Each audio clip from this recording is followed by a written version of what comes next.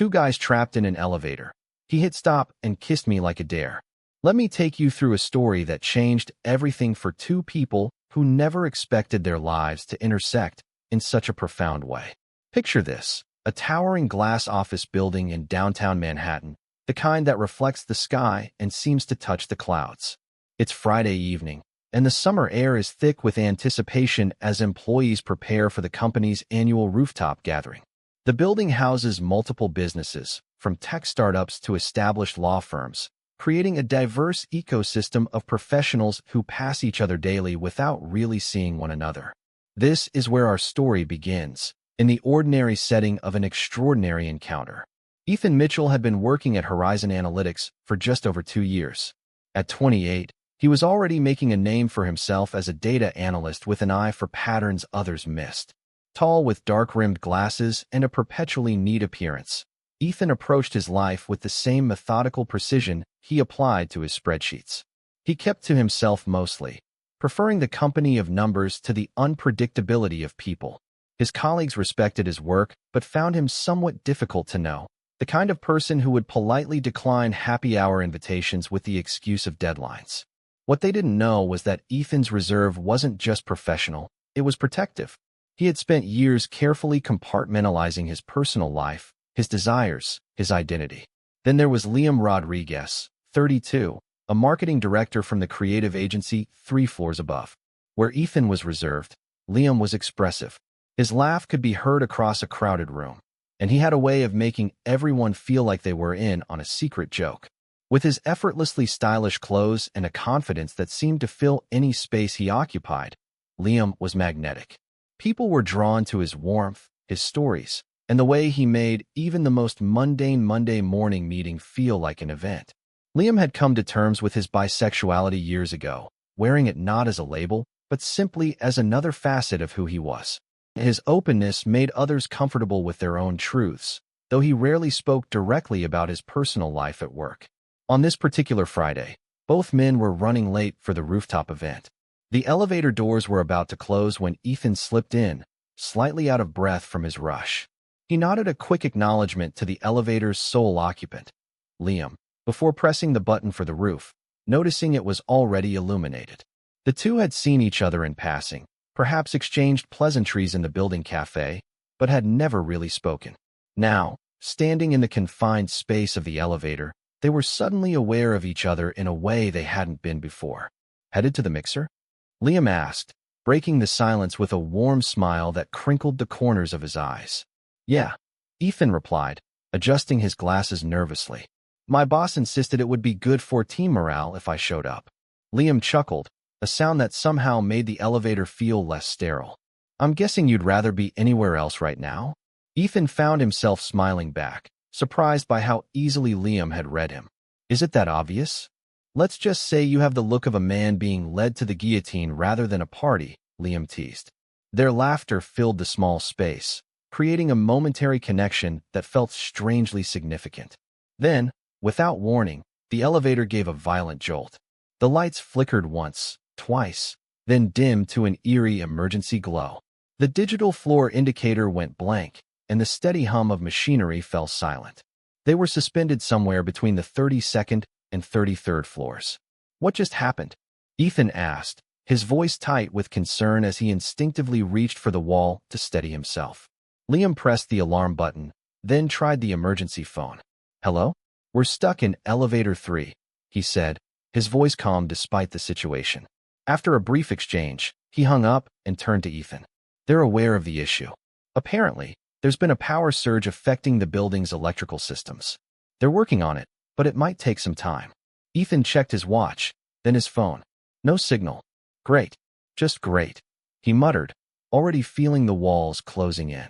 He had never been fond of small spaces, and being trapped with a virtual stranger, especially one as intimidatingly charismatic as Liam, was not how he had planned to spend his evening. Hey, look on the bright side, Liam offered, leaning against the wall with casual ease. At least we have a legitimate excuse to miss the corporate mixer. I'd call that a win. Despite his anxiety, Ethan found himself smiling again. When you put it that way. And so began their unexpected isolation. The first few minutes were filled with awkward attempts at small talk, comments about the weather, complaints about the building management, speculation about how long they might be stuck. But as time stretched on, their conversation deepened. They discovered they had both grown up in small towns before moving to the city.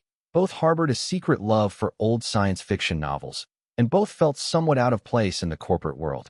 "I always wanted to be an architect," Liam confessed, sitting on the floor of the elevator, his jacket folded beside him. "Design spaces that make people feel something when they walk in. Instead, I design marketing campaigns that most people scroll past without a second glance." Ethan, who had reluctantly joined him on the floor, nodded in understanding. "I get that. I wanted to work in astronomy, studying patterns in stars, not consumer behavior." "What stopped you?" Liam asked, genuinely curious. Ethan shrugged, but there was weight in the gesture. "Practicality. Stability. My parents sacrificed a lot for my education. Astronomy felt like a luxury I couldn't afford to pursue." "And what about now? You're established, successful. Is it still off the table?" The question hung in the air, touching on something deeper than career choices. It was about dreams deferred, about the paths not taken. Ethan found himself considering not just his professional aspirations, but all the other desires he had set aside in the name of practicality. "I don't know," he answered honestly. "I've gotten so used to playing it safe." Liam's eyes met his, holding his gaze with an intensity that made Ethan's heart beat faster. "Playing it safe is overrated," Liam said softly. "Some of the best things in life happen when we take risks." There was something in the way he said it, something in the air between them that shifted. The conversation turned to relationships, to the challenges of dating in a city where everyone was always rushing to the next thing.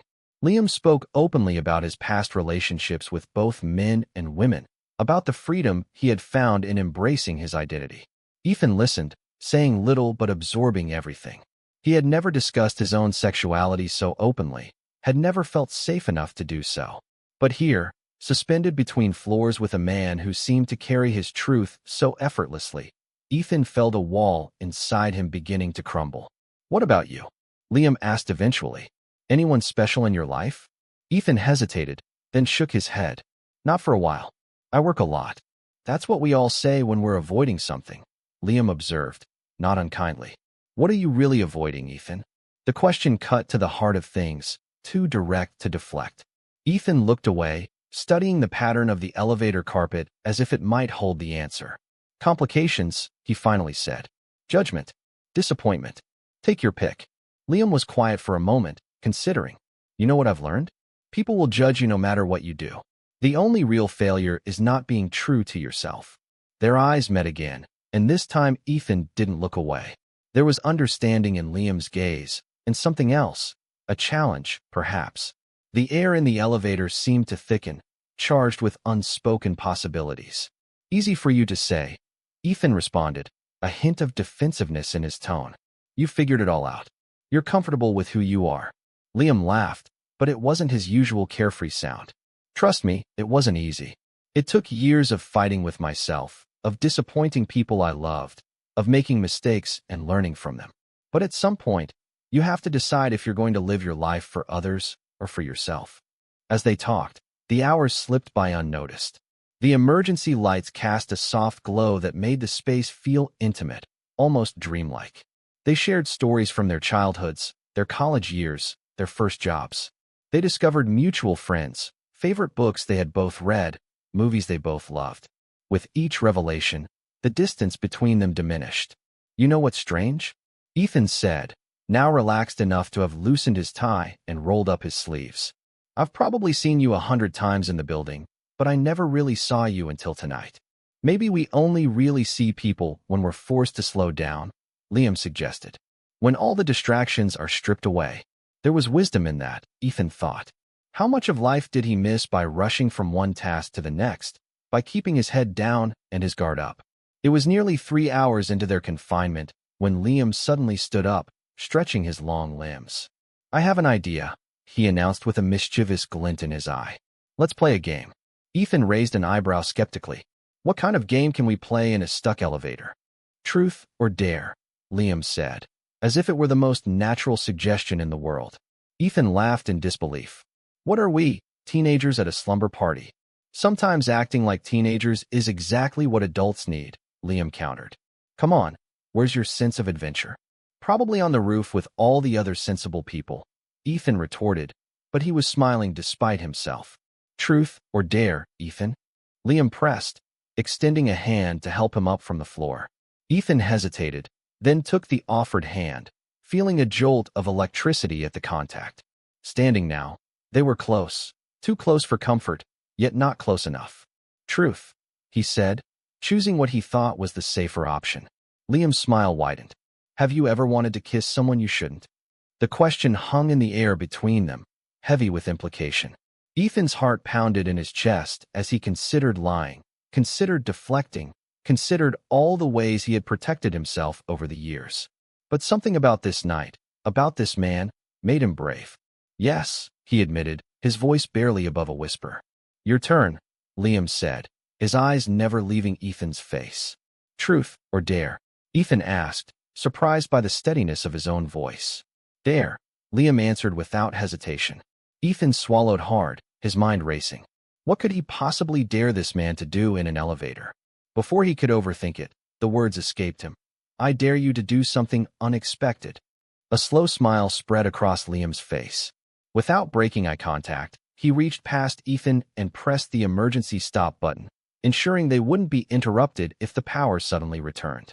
Then, with deliberate slowness, he closed the distance between them. Is this unexpected enough? Liam murmured, his breath warm against Ethan's lips. And then he kissed him. It wasn't tentative or questioning. It was confident, like a statement, like a challenge. Ethan froze for a moment, his mind struggling to process what was happening. Then, as if a switch had been flipped, he was kissing Liam back, his hands finding their way to Liam's waist, pulling him closer. The kiss deepened, years of repressed desire pouring out in a single moment of connection. It was electric, intoxicating, terrifying in its intensity. When they finally broke apart, both breathing heavily, Ethan felt as if the ground had shifted beneath his feet. Everything he thought he knew about himself, about his life, seemed suddenly up for reconsideration. I've wanted to do that since you walked into this elevator, Liam confessed, his usual confidence tinged with vulnerability.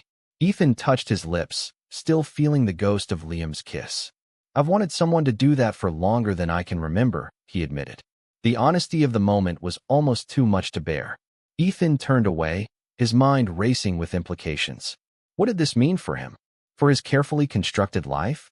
For the image he had presented to the world for so long? Hey, Liam said softly, placing a hand on Ethan's shoulder. It's okay to be scared. Fear means you're on the edge of something important. Ethan turned back to face him, his expression a mixture of desire and doubt. This is crazy. We barely know each other. Sometimes you know someone better after one real conversation than after years of small talk, Liam countered. And I think we've had more than small talk tonight, don't you? He was right. In the hours they had spent trapped together, they had shared more of themselves than many do in months of dating. There was something about the confined space, the suspended time, that had allowed for a rare authenticity. What happens when those doors open? Ethan asked, voicing his deepest fear. When we go back to the real world. Liam considered this, his expression serious. That's up to us. We can pretend this never happened, go back to being strangers who nod in the hallway. Or we can see where this leads. It won't be as simple out there as it is in here, Ethan warned. Few worthwhile things are simple, Liam replied. But that doesn't mean they're not worth pursuing. They sat back down, closer now, their shoulders touching. The conversation turned to their fears, their hopes, the people who had shaped them. Liam spoke of coming out to his traditional Puerto Rican family, of the initial shock and rejection and the slow journey toward acceptance. Ethan shared his own struggles with identity, with the expectations of his conservative upbringing, with the fear that had kept him from living authentically. I've never told anyone at work, Ethan confessed. I've never told most people in my life. Coming out isn't a one-time event, Liam said gently. It's a process, and it's different for everyone. There's no right way or right time. As they talked, something shifted in Ethan. The fear was still there, but alongside it grew a sense of possibility, of hope. For the first time, he allowed himself to imagine a life where he didn't have to hide, where he could pursue what, and who, he wanted. Truth or dare? Liam asked again, hours into their conversation. This time, Ethan didn't hesitate. Dare. Liam's eyes lit up with surprise and approval. I dare you to kiss me this time. Not because you're trapped in an elevator with me, but because you want to. Ethan's heart raced, but there was no doubt in his mind. He leaned forward, cupping Liam's face in his hands, and kissed him with all the emotion that had been building throughout the night. It was different from their first kiss, less urgent, more tender, but no less powerful. It felt like a beginning. Just as they separated, the lights in the elevator flickered back to full brightness.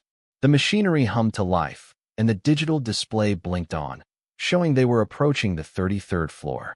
Their time in suspension was coming to an end. Quickly, they gathered themselves, straightening clothes and hair, trying to look as if they hadn't just experienced something transformative.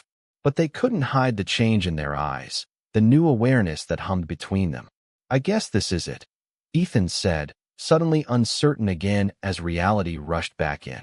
Liam reached out and squeezed his hand. This isn't an ending, Ethan. Not unless you want it to be. The elevator doors slid open to reveal a maintenance worker and building security, apologizing profusely for the inconvenience. The rooftop event was long over, they were informed. Most people had gone home hours ago. Stepping out into the hallway felt strange after the intimacy of their confinement. The fluorescent lights were harsh, the space too open, too exposed. Ethan felt a momentary panic, an urge to retreat back into the safety of their private world. Can I walk you out? Liam asked, seemingly unfazed by their return to reality. Ethan nodded, not trusting himself to speak. They rode another elevator down to the lobby in silence, the presence of other passengers preventing any continuation of their conversation. But as they stepped out into the warm night air, Liam turned to him. I meant what I said up there. This doesn't have to end just because the elevator started working again. Ethan looked at him, this man who had somehow broken through years of careful defenses in a single night. I'd like to see you again, he said, the words feeling both terrifying and exhilarating. Liam's smile was radiant. How about dinner tomorrow? A proper date, no elevator required. They exchanged numbers, their fingers brushing as they handed phones back and forth. And then, with a boldness that surprised even himself, Ethan leaned in and kissed Liam one more time, right there on the sidewalk in front of their building. It was brief but deliberate, a statement to himself as much as to the world. Tomorrow, Ethan confirmed as they parted, a promise in the word. The weeks that followed were a whirlwind of discovery. Their first official date led to a second, then a third. They explored the city together, finding hidden jazz clubs and hole-in-the-wall restaurants, talking for hours over coffee in quiet cafes. Each encounter deepened their connection, confirming that what had begun in the elevator wasn't just a product of their unusual circumstances. Of course, there were challenges. Ethan struggled with being open about their relationship at work, fearing judgment or, worse, that he would somehow be taken less seriously. Liam, while patient, couldn't help but feel hurt by what seemed like shame.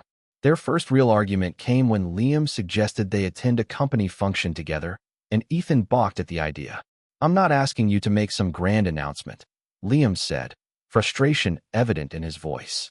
Just to stop hiding who you are, who we are. It's not that simple for me, Ethan countered. You've had years to get comfortable with this. I'm still figuring it out. And you'll never figure it out if you keep hiding, Liam argued. Living in fear is exhausting, Ethan. Trust me, I know. The argument ended with no resolution, both men retreating to lick their wounds. But the next day, Ethan showed up at Liam's apartment with coffee and an apology. More importantly, he came with a decision. You're right, he said simply. I can't keep living in fear. It's not fair to you, and it's not fair to me. He didn't make any grand gestures or declarations. Instead, he started with small steps. He mentioned Liam in conversations at work, referred to him as his boyfriend when talking to friends. He updated his social media to include pictures of them together. Each step was terrifying, but each was also liberating. And to his surprise, the world didn't end. Some colleagues raised eyebrows, a few old friends drifted away, but for the most part, people accepted this new information and moved on. His parents were a different matter. When he finally gathered the courage to tell them, his father's silence was deafening, his mother's tears painful to witness. But even there, Time began to soften the edges of their reaction. His mother called a week later, awkward but trying. His father would take longer, Ethan knew, but the door wasn't completely closed. Through it all, Liam was his anchor. He celebrated Ethan's victories, comforted him through setbacks, and never pushed harder than Ethan could handle. And Ethan, in turn, helped Liam face his own demons. The fear of commitment that had sabotaged his past relationships, the workaholic tendencies that threatened to consume him. 6 months after the elevator incident, they found themselves back in the same building, attending another company function. This time, they arrived together, hands intertwined as they entered the elevator. "Floor?" Liam asked with a playful smile, his finger hovering over the buttons. "Roof," Ethan replied, then added with a mischievous grin. "Unless you have other ideas?" Liam laughed, pressing the button for the roof. "As tempting as it is to recreate our first date, I think we've moved beyond getting stuck in elevators."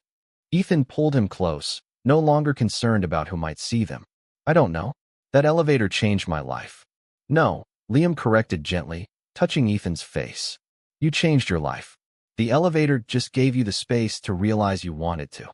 As they rode upward, Ethan reflected on the journey of the past 6 months. He thought about the man he had been before, careful, closed off, living half a life, and the man he was becoming, braver, more authentic, more alive. It hadn't been easy, and there were still days when fear threatened to overwhelm him. But then he would look at Liam, or feel the warmth of his hand, and remember that some risks were worth taking. The elevator doors opened onto the rooftop, where the city spread out before them in a tapestry of lights. Colleagues greeted them, some with curiosity, others with genuine warmth. Ethan felt a momentary tightness in his chest, the old fear trying to reassert itself. But then Liam squeezed his hand, a silent reminder that he wasn't alone. "Ready?" Liam asked, understanding in his eyes. Ethan took a deep breath and nodded. "Ready." Together, they stepped out of the elevator and into the future they were building, one brave choice at a time. And as they joined the party, Ethan couldn't help but smile at the thought that sometimes the most unexpected detours lead exactly where we need to go. Sometimes, it takes being trapped to finally break free. And sometimes, a kiss that feels like a dare can be the beginning of the most authentic love story of all. Total _char_count. 18,453.